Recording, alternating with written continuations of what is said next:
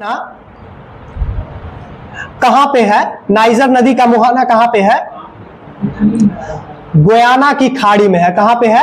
Guyana की खाड़ी में है। आगे बताइएगा, अन्नपूर्णा पर्वत शिखर जो है किस देश में स्थित है? नेपाल में है। बिल्कुल सही है। अन्नपूर्णा पर्वत शिखर कहां पे स्थित है? नेपाल में स्थित है। आगे बताइएगा, भारत के प्रथम उपराष्ट्रपति कौन थे? सर्वपल्ली राधाकृष्णन। ठीक है ना, सर्वपल्ली राधाकृष्णन थे। डॉक्टर सर्वपल्ली राधाकृष्णन थे भारत के प्रथम उपराष्ट्रपति। भारत के प्रथम राष्ट्रपति का नाम बताइएगा। डॉक्टर राजेंद्र प्रसाद। भारत के प्रथम प्रधानमंत्री का नाम बताइएगा। जवाहरलाल नेहरू थे। बिहार के पहले मुख्यमंत्री का नाम बताइएगा। श्री कृष्ण सिंह थे। ठीक है ना। बिहार के पहले राज्यपाल का नाम बताइएगा। बिल्कुल सही है, दौलत राम जी थे। ठीक है ना। आगे बताइएगा, पायलट रहित भारतीय यान सर्वप्रथम कौन सा था? लक्ष्य था। बिल्कुल सही है। पायलट रहित यानी कि आजकल जो ड्रोन सिस्टम चलती है वैसा जो पहला सिस्टम बनाया गया था उसका नाम क्या दिया गया था? लक्ष्य नाम दिया गया था। ठीक है ना। आगे बताइएगा, तो विक्टोरिया द्वीप जो है ये किस महासागर में स्थित है? विक्टोरिया द्वीप प्रशांत महासागर में। विक्टोरिया द्वीप कहां पे है? प्रशांत महासागर में है। ठीक है ना। और एक विक्टोरिया झील है, ठीक है ना, जिससे एक नदी का उद्गम होता है। वो कौन सी नदी है? नील नदी है। नील नदी है। ठीक है ना। नील नदी। नील नदी जो दुनिया की सबसे लंबी नदी है उसका उद्गम किस झील से होता है? विक्टोरिया झील से ही होता है। आगे बताइएगा, यक्षगान जो है, यक्षगान नामक लोक नृत्य का संबंध किस राज्य से है? कर्नाटक राज्य से। बिल्कुल सही है। यक्षगान कहाँ का लोक नृत्य है? कर्नाटक का लोक नृत्य है। बताइएगा, तो मैकमोहन रेखा का विभाजन किन दो देशों के बीच करती है? भारत और चीन के बीच करती है। मैकमोहन रेखा जो है भारत और चीन के बीच विभाजन का कार्य करती है, जिसका निर्धारण किस वर्ष किया गया था? 1914 में किया गया था। 1914 में किया गया था। बिल्कुल सही है। आगे बताइएगा, नागार्जुन सागर प्रोजेक्ट किस नदी पर बनाई गई है? कृष्णा नदी पर बनाई गई है। नागार्जुन सागर प्रोजेक्ट जो है ये कृष्णा नदी पर बनाई गई है। बताइएगा, डेनमार्क की राजधानी कहाँ है? कोपेनहेगन। बिल्कुल सही है। डेनमार्क की राजधानी कहाँ है? कोपेनहेगन है।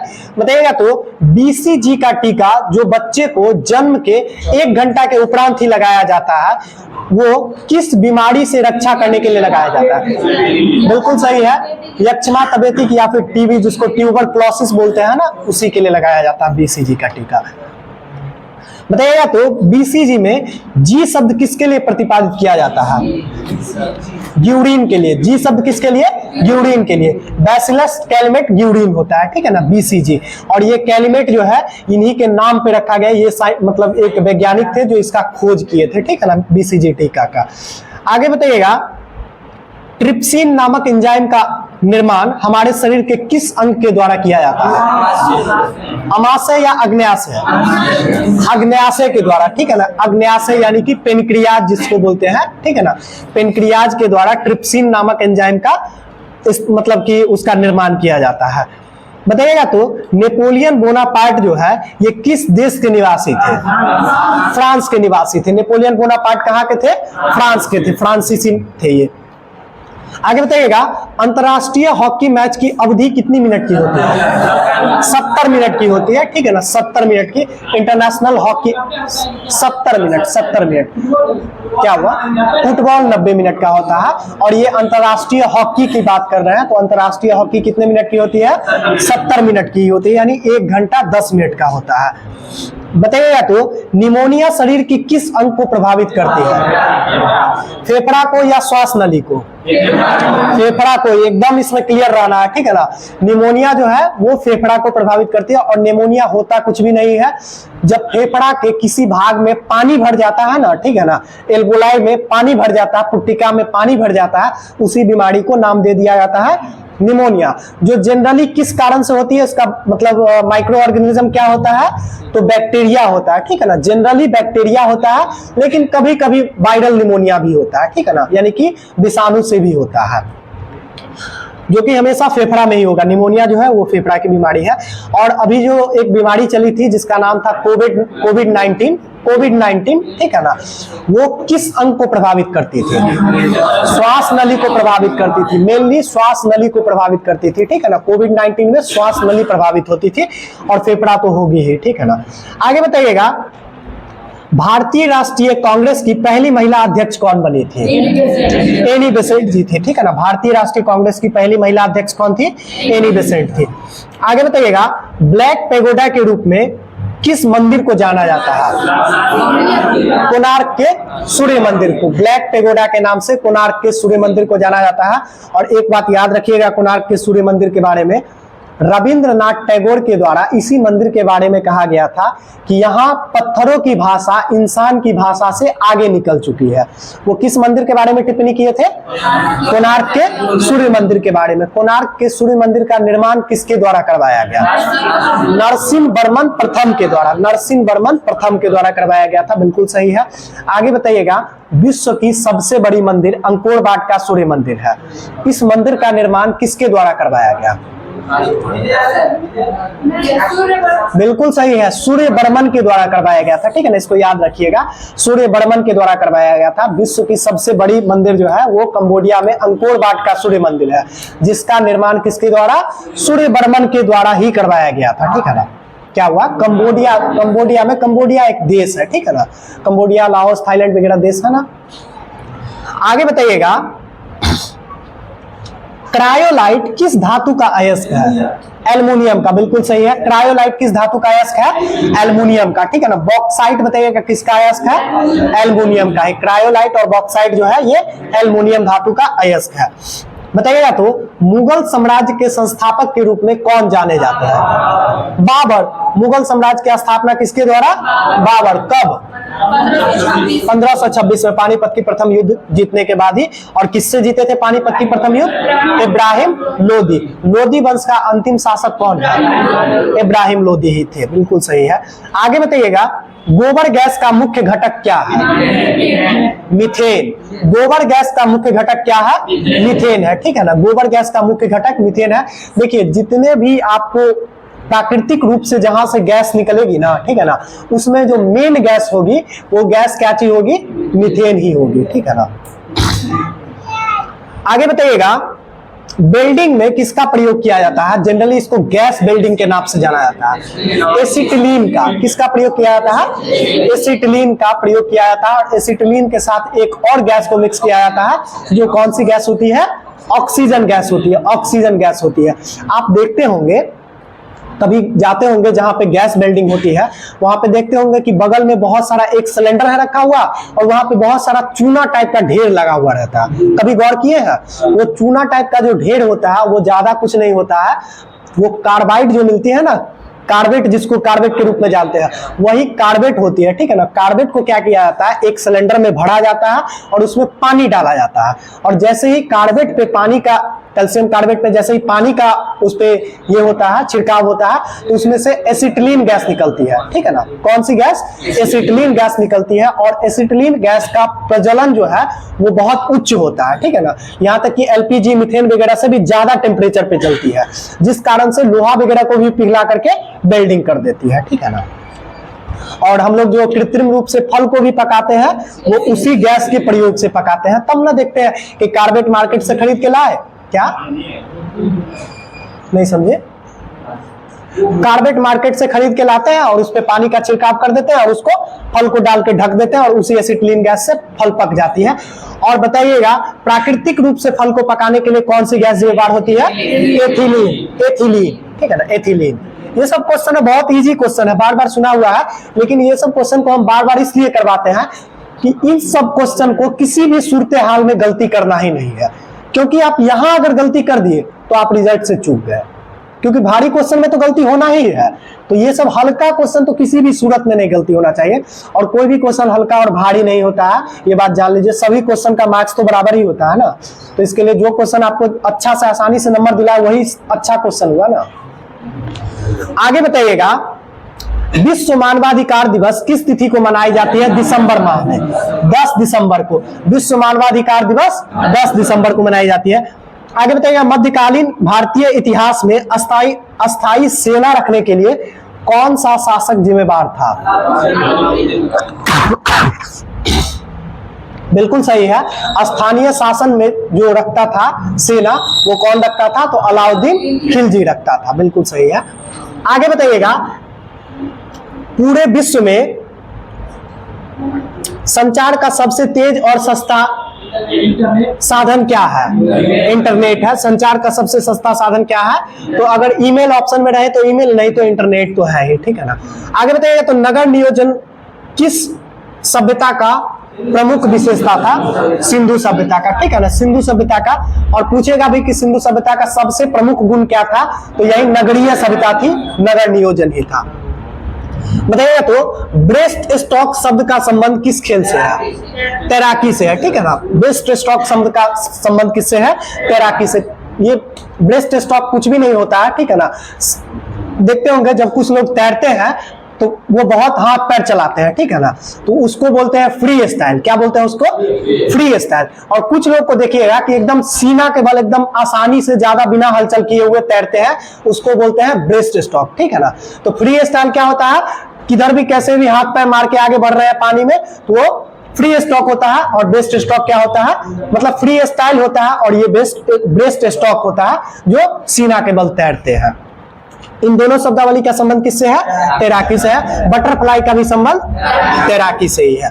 बताइएगा, तो अध्यापकों के लिए राष्ट्रीय पुरस्कार प्रतिवर्ष किस तिथि को घोषित की जाती है? 5 सितंबर को, ठीक है। टीचर्स डे मनाते हैं किस तिथि को? 5 सितंबर को मनाते हैं, ठीक है ना। आगे बताइएगा, तो भारत में सबसे बड़ी सिंचाई नहर परियोजना कौन सी है? इंदिरा गांधी, बिल्कुल सही है, इंदिरा गांधी, जिसको राजस्थान नहर के नाम से भी जानते हैं, ठीक है ना। इंदिरा गांधी नहर परियोजना जो है, ये भारत की सबसे बड़ी सिंचाई नहर परियोजना है। बताइए, तो भारत में सर्वाधिक सिंचाई किस माध्यम के द्वारा होती है? नलकूप के द्वारा होती है, नलकूप के द्वारा। नलकूप कुछ नहीं, वही पंपिंग सेट बोर्डिंग जो नहीं बोलते हैं, वो उसी को नलकूप बोलते हैं, ठीक है ना। सबसे ज्यादा जो सिंचाई होती है भारत में, वो नलकूप के द्वारा होती है, नलकूप के द्वारा, ठीक है ना। आगे बताइएगा, तो पीलिया रोग किस अंग को प्रभावित करती है? पीलिया रोग यकृत को। पीलिया कुछ भी नहीं है, इसको जॉन्डिस या टाइफाइड, जॉन्डिस या हेपेटाइटिस बोलते हैं, ठीक है ना। जॉन्डिस या हेपेटाइटिस बोलते हैं। और ये किसको प्रभावित करती है? यकृत यानी कि लीवर को, ठीक है ना। यकृत यानी कि लीवर, और लीवर को ही जिगर भी बोलते हैं, ठीक है ना। याद रखिएगा, यकृत को ही जिगर भी बोलते हैं। जिगर सब क्या हुआ? हाँ, इसका वजन 1.5 किलो होता है, और बिलीवर्डिन और बिलीरुबिन नाम का 2 पिगमेंट से बना हुआ होता है, ठीक है ना। किसका किसका बना होता है लीवर? बिलीरुबिन और बिलीवर्डिन का। जो जॉन्डिस यानी कि पीलिया होने के टाइम में बिलीरुबिन नामक जो है वर्णक जो है सो शरीर में बढ़ जाती है। जो बिलीरुबिन का कलर कैसा होता है? पीला कलर होता है। इसी कारण पूरा शरीर पीला पीला दिखने लगता है, ठीक है ना। इसको याद रखिएगा। और शराब पीने से एक इसमें बीमारी होती है जिसका नाम क्या है? सिरोसिस होता है, सिरोसिस होता है, ठीक है ना। आगे बताइएगा, तो मानस वन्य पशु विहार किस राज्य में अवस्थित है? मानस कहाँ पे है? असम में है, ठीक है ना। आगे बताइएगा, तो वायु तथा जल द्वारा ऊपर की मिट्टी को हटाना क्या कहलाता है? मृदा अपरदन कहलाता है, मृदा अपरदन कहलाता है। वायु या जल के द्वारा जो है ना ऊपरी मिट्टी को अगर हटाता है तो उसको मृदा अपरदन बोलते हैं। और जल के द्वारा अगर मिट्टी को कटाव बोलते हैं तो उसको मतलब वही मिट्टी का कटाव बोलते हैं, ठीक है ना। कुछ क्वेश्चन कभी कभी ऐसा आएगा ना जो लगेगा कि अरे ये तो एकदम लॉजिक से है, ये तो क्या पूछ रहा है, लेकिन उसका भी जवाब आपको देना है क्योंकि उससे भी नंबर मिलता है। आगे बताइएगा, आईने अकबरी किसके द्वारा लिखी गई थी? अबुल फजल के द्वारा। आईने अकबरी के लेखक कौन है? अबुल फजल है, ठीक है ना। बताइए, तो अलकनंदा तथा मंदाकिनी किसकी सहायक नदी है? गंगा नदी की। अलकनंदा और मंदाकिनी किसकी सहायक नदी है? तो गंगा की। और अलकनंदा के साथ जब मंदाकिनी मिलती है तो किस प्रयाग का निर्माण करती है? रुद्रप्रयाग का। रुद्रप्रयाग का निर्माण करती है, रुद्रप्रयाग का। मंदाकिनी मिलेगी तो रुद्रप्रयाग बनेगा। आगे बताइएगा, आवाज जा रहा है ना पीछे साथ?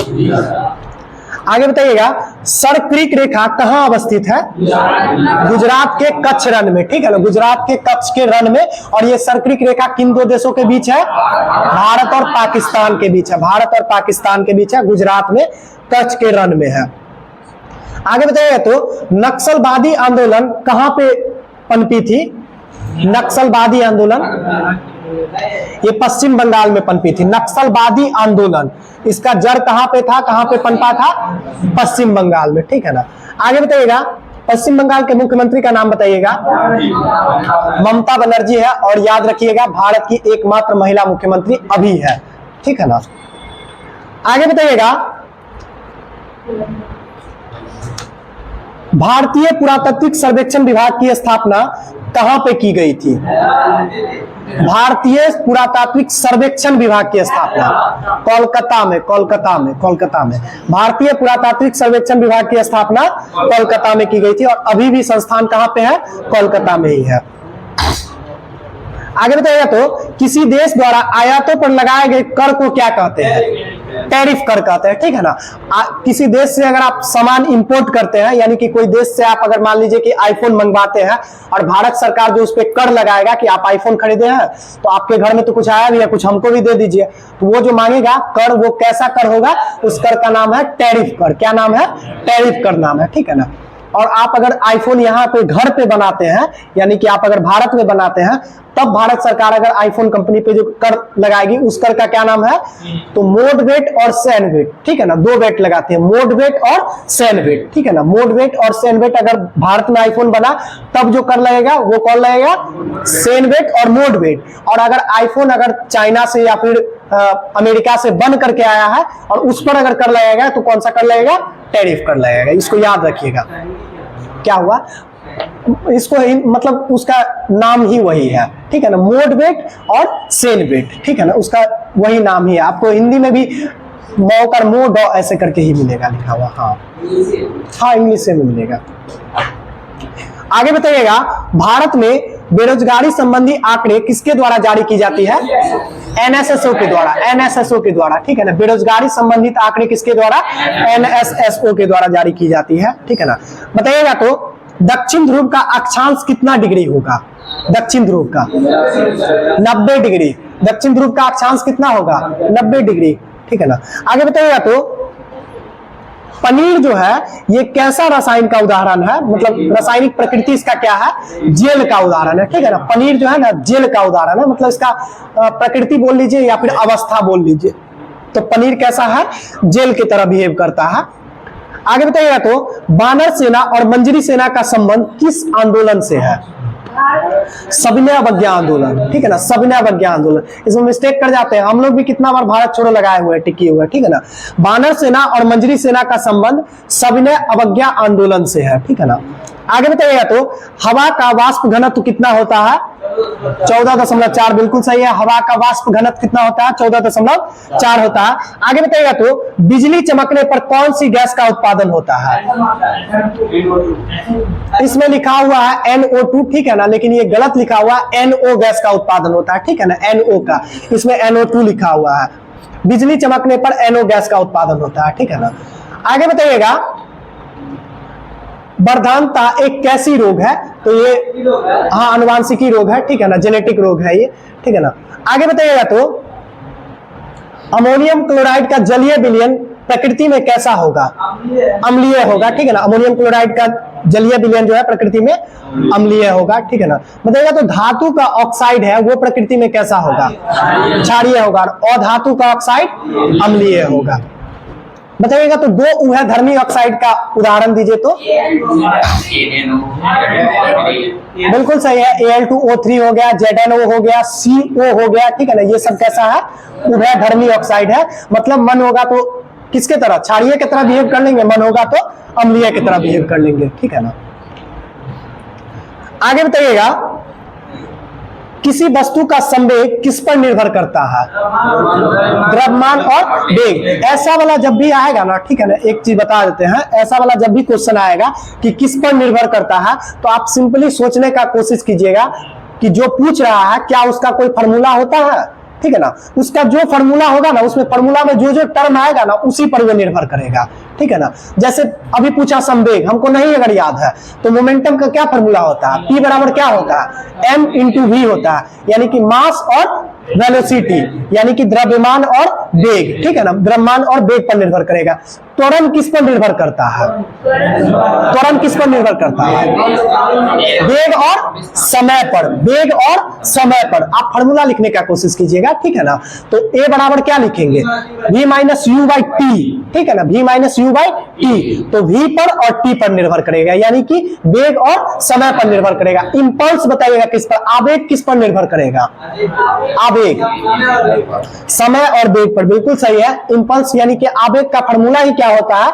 तो मतलब बल गुने समय अंतराल, ठीक है ना, बल गुने समय अंतराल। आवेग का फॉर्मूला क्या होता है? बल गुने समय अंतराल। तो बल आया और समय अंतराल आया, यानी कि बल और समय पर निर्भर करेगा, ठीक है ना।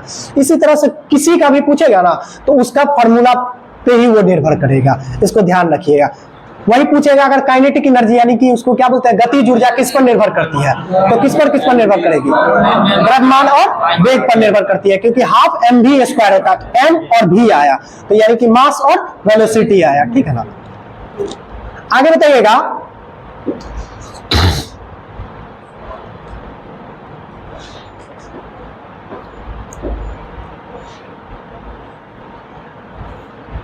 बताइएगा तो विधि के प्रश्न पर भारतीय सर्वोच्च न्यायालय से परामर्श लेने का अधिकार किसे प्राप्त है?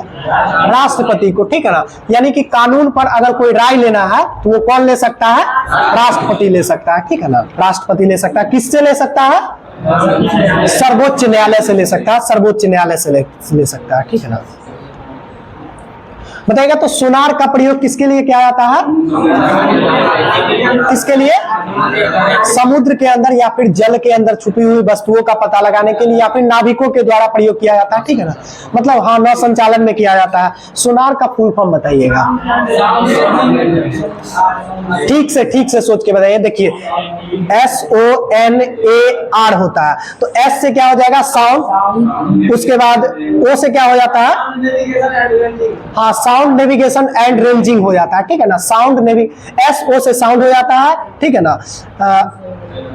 N से नेविगेशन हो जाता है, A से एंड हो जाता है, R से रेंजिंग हो जाता है, ठीक है ना। आगे बताइएगा, द्वितीय विश्व युद्ध में जर्मनी पर पहला हमला किस देश ने किया था? सॉरी, जर्मनी ही हमला किया था। जर्मनी ही सबसे पहले किस पर हमला किया था? तो पोलैंड पे हमला किया था, और यहीं से द्वितीय विश्व युद्ध की शुरुआत हो जाती है। और वो वर्ष कौन सा था? 1939 का वर्ष था, 1939 का वर्ष था, ठीक है ना, द्वितीय विश्व युद्ध। आगे बताइएगा, विजयनगर आने वाला इटली का यात्री कौन था? विजयनगर आने वाला इटली का यात्री, देखिए तो विजयनगर तो बहुत सारे 3-4 आए हैं, ठीक है ना। क्वेश्चन ये अलग लिखा हुआ है। विजयनगर आने वाला, क्वेश्चन ऐसे बनता है कि विजयनगर आने वाला पहला विदेशी यात्री कौन सा था? निकोलो कांटी था, निकोलो कांटी था, ठीक है ना। विजयनगर आने वाला पहला जो मतलब यात्री था वो कौन था? निकोलो कांटी था, जो किसके समय में आया है? देवराय प्रथम के समय में आया है, देवराय प्रथम के समय में आया है, ठीक है ना। आगे बताइएगा, एलपीजी सिलेंडर का मानक वजन कितना होता है भारत में? 14.2 kg होता है, 14.2 kg होता है। अभी भारत में जो मानक एलपीजी चलती है उसका वजन कितना होता है? 14.2 kg होता है। एलपीजी का फुल फॉर्म बताइएगा क्या होता है? लिक्विफाइड पेट्रोलियम गैस होता है। सीएनजी का बताइएगा, कंप्रेस्ड नेचुरल गैस होता है, ठीक है ना। पीएनजी का बताइएगा, एक नया टर्म चला है पीएनजी, पाइप्ड नेचुरल गैस उसको बोलते हैं, ठीक है ना। पीएनजी अभी एक नया टर्म चला है जिसको पाइप्ड नेचुरल गैस बोलते हैं। अभी देखिएगा बड़े बड़े शहर में जितना भी जाइएगा ना, वहां देखिएगा सिलेंडर का प्रचलन खत्म हो रहा है। वहां सिलेंडर ना लगा करके उसके घर में ही देखिएगा एक पाइप ला दिया और उसी से गैस चूल्हा चल रहा है, और उसी के लिए एक नया टर्म यूज किया गया है पीएनजी, ठीक है ना। उसका नाम क्या रखा गया है? पाइप नेचुरल गैस रखा गया है। इसमें कहीं कोई दिक्कत नहीं। आगे बताइएगा, दिल्ली स्थित जामा मस्जिद का निर्माण किसके द्वारा करवाया गया? दिल्ली में जामा मस्जिद है, बिल्कुल सही है, शाहजहां के द्वारा करवाया गया। दिल्ली स्थित जामा मस्जिद का निर्माण शाहजहां के द्वारा करवाया गया। और एक और जामा मस्जिद है जो आगरा में है, इसका निर्माण किसके द्वारा कहा गया? शाहजहां की बेटी थी जिनका नाम है जहां आरा, ठीक है ना। बेगम जहां आरा के द्वारा जो है आगरा में जामा मस्जिद का निर्माण, और इन्हीं के पिता के द्वारा यानी कि शाहजहां के द्वारा दिल्ली में जामा मस्जिद का निर्माण करवाया गया। आगे बताइएगा, संविधान की 8वीं अनुसूची में टोटल भाषाओं की संख्या कितनी है वर्तमान में? 22 भाषाएं हैं। आगे बताइएगा, संघ सूची किस पर आधारित है? संघ सूची विदेश नीति पर आधारित है, ठीक है ना। संघ सूची किस पर आधारित है? तो विदेश नीति पर है। बताइए तो एलिफेंटा पास किस कहां पे है? एलिफेंटा पास, एलिफेंटा दर्रा श्रीलंका में है। एलिफेंटा दर्रा कहां पे है? श्रीलंका में है। एलिफेंटा गुफा कहां पे है? महाराष्ट्र में है। एलिफेंटा गुफा कहां पे है? महाराष्ट्र में है। और एलिफेंटा जलप्रपात कहां पे है? मेघालय में है। ये तीन चीज हम 2-3 दिन बोले हैं, ध्यान से इसको रखिएगा। एलिफेंटा दर्रा, ठीक है, दर्रा समझते हैं ना, कुछ भी नहीं होता, पहाड़ के बीच में अगर कोई वो जगह दरक करके अगर रास्ता बना दे ना तो उसको दर्रा बोलते हैं। जो एलिफेंटा दर्रा नाम से दर्रा कहां पे है? श्रीलंका देश में है। एलिफेंटा गुफा यानी कि केव, ठीक है ना, पहाड़ के नीचे अगर कोई जगह बन जाए, गुफा बन जाए, तो उसको क्या बोलते हैं? एलिफेंटा मतलब गुफा बोलते हैं। तो एलिफेंटा गुफा कहां पे है? महाराष्ट्र में है। और एक एलिफेंटा जलप्रपात है जो कहां पे है? मेघालय राज्य में है। आगे बताइएगा, भाभा परमाणु अनुसंधान केंद्र की स्थापना कहां पे की गई थी? भाभा परमाणु अनुसंधान केंद्र महाराष्ट्र, ट्रॉम्बे इसी को बोलते हैं ना, ट्रॉम्बे महाराष्ट्र में किया गया। भाभा परमाणु अनुसंधान केंद्र की स्थापना ट्रॉम्बे महाराष्ट्र में किया गया। बताइएगा तो रंगास्वामी कप का संबंध किस खेल में दिया जाता है? हॉकी में दिया जाता है। रंगास्वामी मतलब खेल पुरस्कार जो है, कप जो है, ये किस में दिया जाता है? हॉकी खेल में दिया जाता है। बताइएगा तो भारत का राष्ट्रीय खेल क्या है? भारत का राष्ट्रीय भाषा बताइएगा। भारत का राष्ट्रीय भाषा का निर्धारण अभी तक नहीं किया गया है। भारत का राजकीय भाषा का निर्धारण किया गया जो कि क्या है? हिंदी है, ठीक है ना। आगे बताइएगा, किसी राज्य का उच्चतम विधि अधिकारी कौन होता है? किसी राज्य का उच्चतम विधि यानी कि कानून का अधिकारी कौन होता है? महाधिवक्ता होता है, ठीक है ना, बिल्कुल सही है, महाधिवक्ता होता है। आगे बताइएगा तो एवरेस्ट पर्वत पर चढ़ने वाली प्रथम महिला कौन थी? प्रथम महिला जुमको तेवई थी, बिल्कुल सही है। एवरेस्ट पर्वत पर चढ़ने वाली प्रथम महिला थी जुमको तेवई थी। बताइएगा तो भारत का गोल्ड माइंस लिमिटेड कहां पे स्थित है? गोल्ड माइंस लिमिटेड कर्नाटक में, बिल्कुल सही है, कर्नाटक का कोलार में स्थित है, ठीक है ना। केजीएफ मूवी भी इसी पे बना था ना, कोलार में स्थित है गोल्ड माइंस लिमिटेड। आगे बताइएगा तो संगीतमय स्तंभ कहां पे अवस्थित है? संगीतमय स्तंभ हम्पी कर्नाटक में अवस्थित है। संगीतमय स्तंभ बहुत बार पूछा गया है क्वेश्चन। संगीतमय स्तंभ कहां पे है? हम्पी कर्नाटक में है। बताइएगा तो कावेरी नदी जो है ये कहां किस राज्य में बहती है? तमिलनाडु और कर्नाटक में बहती है। तमिलनाडु और कर्नाटक में बहती है, ठीक है ना। तमिलनाडु और कर्नाटक में जो मुख्य रूप से कहां बहती है? तमिलनाडु में। और इस पे एक परियोजना बनाया गया है, उसका नाम क्या है? मेटूर बांध परियोजना, ठीक है ना। इस पर कौन सी परियोजना बनाई गई है? मेटूर बांध परियोजना बनाई गई है। आगे बताइएगा, केंद्रीय खाद्य शोध संस्थान कहां अवस्थित है भारत में? केंद्रीय खाद्य शोध संस्थान, खाद्य यानी कि खाद्य पदार्थ, भोजन वाला, भारत में कहां है? मैसूर में है। मैसूर में है। कहां पे है? मैसूर में है। केंद्रीय खाद्य शोध संस्थान कहां पे है? मैसूर में है। आगे बताइएगा, भारत का सबसे दक्षिणतम बिंदु कौन सी है? इंदिरा पॉइंट है। भारत का सबसे दक्षिणतम बिंदु जो है वो इंदिरा पॉइंट है। और सबसे उत्तर का बिंदु कौन सा है? इंदिरा कॉल है, ठीक है ना, इंदिरा कॉल है। और सबसे पूर्वी बिंदु कौन सी है? किबूथी है, ठीक है ना। अरुणाचल प्रदेश का एक स्थान पड़ता है किबूथी, जो सबसे पूर्वी बिंदु है। और सबसे पश्चिमी बिंदु कौन सी है? सरक्रीक है, ठीक है ना, सरक्रीक है। क्या हुआ? क्या वही सरक्रीक, देखिए ना, सरक्रीक जो है ना वो भारत का सबसे दक्षिण मतलब पश्चिम बिंदु है। उसके बाद से तो समुद्र चालू हो जाती है, ठीक है ना। सरक्रीक के बाद से तो समुद्र चालू हो जाती है। इसके लिए उसमें एक स्पेसिफिक जगह है, उसका नाम नहीं याद आ रहा है, उसी में सरक्रीक में ही है, लेकिन वो सरक्रीक के बाहर नहीं, सरक्रीक में ही है, ठीक है ना। आगे बताइएगा, विश्व की उच्चतम जल शक्ति परियोजना रंगटौन कहां पे स्थित है? उच्चतम बीजिंग चीन में है, ठीक है ना। विश्व की उच्चतम जल शक्ति परियोजना रंगटौन ये बीजिंग चीन में अवस्थित है, ठीक है ना। बताइएगा। तो भारत और चीन के बीच सीमांत रेखा कौन सी है? मैकमोहन।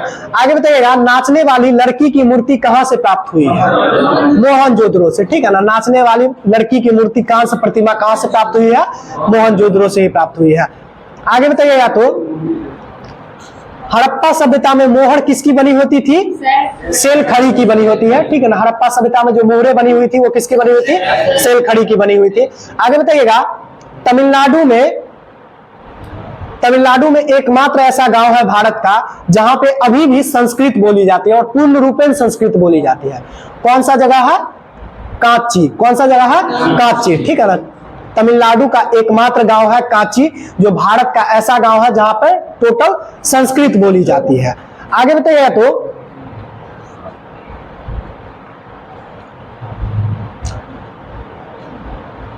गुरु नानक का जो है वो धर्म उपदेश का मूल भाव क्या था? गुरु नानक जो, जैसे कि जैन धर्म का मूल निर्देश क्या है? अहिंसा। उसका जैन धर्म का जो मूलभूत जो उसका सोच बोल सकते हैं वो क्या है? तो अहिंसा है। इसी तरह से गुरु नानक का जो मूलभूत उनका जो सोच था, मूलभूत जो आधार था वो क्या था जानते हैं? वो था मानव बंधुता। क्या था? मानव बंधुता, ठीक है ना, मानव बंधुता।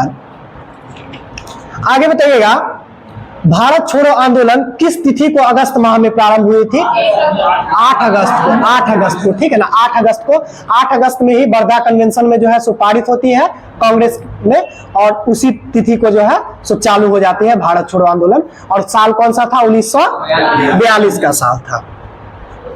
आगे बताइएगा, विद्युत चुंबक के रूप में सामान्यतः किस धातु का प्रयोग किया जाता है? विद्युत चुंबक के लिए लोहा का प्रयोग किया जाता है, और लोहा में भी नम लोहा का प्रयोग किया जाता है, ठीक है ना। आगे बताइएगा, सबसे बड़ा बच्चा पैदा करने वाला प्राणी कौन सा है? वो तो अंडा देता है, ब्लू व्हेल। बिल्कुल सही है, ब्लू व्हेल है, ठीक है ना। इस धरती पर सबसे ज्यादा जो बड़ा स्तनपायी है वो कौन सा है?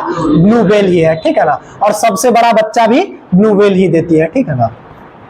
हाथी से उसका साइज काफी बड़ा होता है। क्या हुआ? कंगारू, हाँ, अर्ध परिपक्व बच्चा कंगारू देता है, सही है। आगे बताइएगा, तो यशपाल राणा किस खेल के प्रसिद्ध खिलाड़ी है? शूटिंग। यशपाल राणा का संबंध किस खेल से है? शूटिंग से है, ठीक है ना। बताइएगा, तो शरीर की सबसे लंबी कोशिका कौन सी होती है? तंत्रिका कोशिका होती है, ठीक है ना। शरीर की सबसे लंबी कोशिका तंत्रिका कोशिका होती है। और सबसे लंबी तंत्रिका कोशिका कौन सी होती है? सबसे लंबी तंत्रिका कोशिका कौन सी होती है? उसका नाम क्या है? सिएटिक, ठीक है ना। क्या बोलते हैं उसको? सिएटिक बोलते हैं, ठीक है ना। सेरिब्रम वगैरह तो तंत्रिका कोशिका का ही बना होता है। मस्तिष्क का जितना भी भाग है ना, वो सारा लगभग भाग तंत्रिका कोशिका का ही बना होता है। जो तंत्रिका कोशिका मानव शरीर की सबसे लंबी कोशिका, मानव शरीर की सबसे बड़ी कोशिका क्या है? मानव शरीर की अंडाणु, ओवम का जो टिश्यू होता है, ठीक है ना, यानी कि अंडाणु का जो कोशिका होता है वो मानव शरीर की सबसे बड़ी कोशिका है। और मानव शरीर की सबसे लंबी कोशिका क्या है? तंत्रिका कोशिका है। और दुनिया में सबसे लंबी कोशिका किसकी है ये बताइए? शुतुरमुर्ग के अंडा का, ठीक है ना। शुतुरमुर्ग के अंडा का कोशिका जो है वो मानव कि दुनिया में सबसे लंबी है। और दुनिया में सबसे छोटी कोशिका किसकी है? माइकोप्लाज्म की। देखिए, अंडाणु शुक्राणु ये जो है मानव शरीर की, ठीक है ना। अंडाणु शुक्राणु मानव शरीर की। और वैसे दुनिया में जब लग जाए, ठीक है ना, जो सबसे ज्यादा और सबसे छोटा, तो वो मानव शरीर से तो बाहर हो गया ना, ठीक है ना। तो शुतुरमुर्ग का सबसे बड़ा और सबसे छोटा माइकोप्लाज्म या फिर बैक्टीरिया। माइकोप्लाज्म या फिर बैक्टीरिया हमेशा याद रखिएगा, क्योंकि ऑप्शन में आपको 99% जगह आपको माइकोप्लाज्म मिलेगा ही नहीं, ठीक है ना। तो इसके लिए बैक्टीरिया याद रखिएगा, ठीक है ना, यानी जीवाणु जिसको बोलते हैं वो याद रखिएगा। आगे बताइएगा, समुद्रगुप्त की मृत्यु कब हुई थी? समुद्रगुप्त कहते हैं स्कंदगुप्त की। स्कंदगुप्त की 467 में हुआ था। स्कंदगुप्त का मृत्यु 467 में हुआ था। आगे बताइएगा, तो शुंग वंश का अंतिम शासक कौन था? शुंग वंश का देवभूति, बिल्कुल सही है, देवभूति। शुंग वंश का अंतिम शासक था देवभूति, ठीक है ना। बताइएगा, तो लेह और श्रीनगर को जोड़ने वाली दर्रा कौन सी है? जोजिला दर्रा, बिल्कुल सही है। लेह और श्रीनगर को जो जोड़ती है वो कौन सी दर्रा है? जोजिला दर्रा है, ठीक है ना। आगे बताइएगा, भारतीय रेलवे में आमदनी का सबसे बड़ा स्रोत क्या है? माल भाड़ा, ठीक है ना, माल भाड़ा है, यानी कि मालगाड़ी से जो सामान का जो ढुलाई होती है ना, उससे सबसे ज्यादा भाड़ा आता है। हालांकि अब परिदृश्य बदल रहा है, ठीक है ना, अब जो है वो इंसान को ढो करके भी ज्यादा से ज्यादा पैसा अब कमा रहा है, ठीक है ना। आगे बताइएगा, भारत का सबसे बड़ा बंदरगाह कौन सा है?